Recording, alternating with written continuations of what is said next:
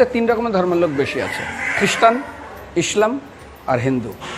100 জন খ্রিস্টানকে যদি একই প্রশ্ন করে তোদের ভগবানকে, একবারই বলবে আমাদের ভগবান ঈসা মসিহ, যিশু ক্রাইস্ট।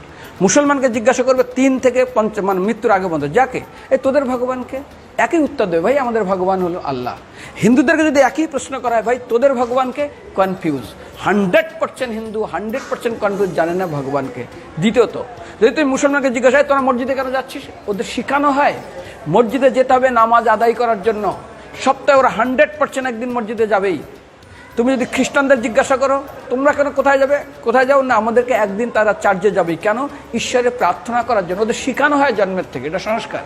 আর হিন্দুদের যদি জিজ্ঞাসা করে তোমরা মন্দিরে কেন যাচ্ছ, হ্যাঁ আমার ছেলের বিয়ে হচ্ছে না, আমার মেয়ের বাচ্চা হচ্ছে না, আমার বাবা হসপিটালে আছে, কালকের আমার মামলার ডেট আছে, আমার ব্যবসা খুব খারাপ, আমার শরীর খুব খারাপ। 99.99 হিন্দু জানে না মন্দিরে কেন আসা উচিত, তাদের ভগবানকে।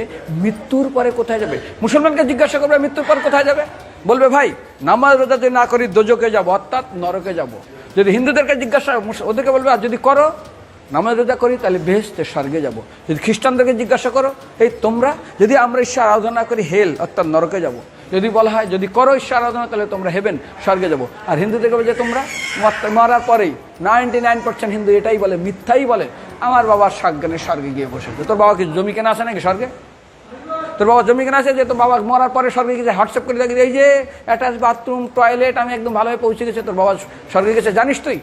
আরে মৃত্যুর আগে এত কষ্ট পায়, এত কিছু করে, মারার পরে আমরা স্বর্গে গেছে।